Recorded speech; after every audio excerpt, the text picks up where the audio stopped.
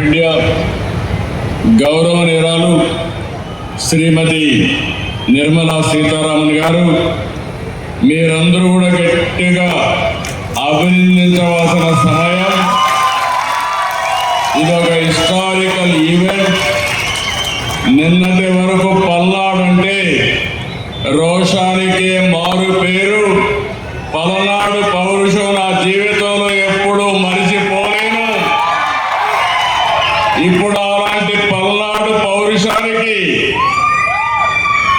ఈరోజు ఒక శక్తివంతమైన ఆయుధం ఇస్తున్నాం. అదే మీరందరూ కూడా పారిశ్రామికవేత్తలు కావాలి, దానికి పల్నాడు చిరునామాగా ఉండాలని ఈరోజు ఈ కార్యక్రమానికి శ్రీకారం చుట్టాం. సహచార మంత్రివర్గ సభ్యులు పయ్యావుల కేశవ్ గారు, దీనికంటే ముందు మీరందరూ కూడా గట్టిగా చెప్పాలి, భారత్ మాతాకి అంటే జై అని గట్టిగా చెప్పాలి. భారత్ మాతాకి ఇంకా గట్టిగా ఆ స్ఫూర్తి రావాలి. ఇంత మంచి కార్యక్రమంలో మీలో ఉత్సాహం రావాలి.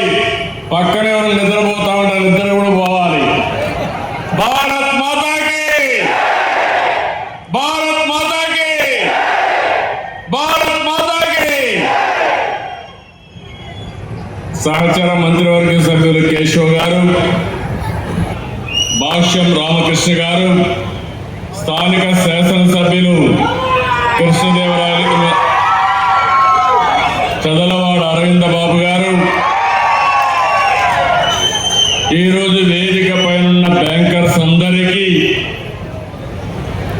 అదేవిధంగా గౌరవ శాసనసభ్యులకి, వాళ్ళందరికీ మరొక్కసారి మనస్ఫూర్తిగా అభినందనలు, శుభాభినందనల. జీవన ప్రమాణాలు పెంచాలి, అప్పుడే సమాజం సమగ్రంగా అభివృద్ధి చెందుతుంది.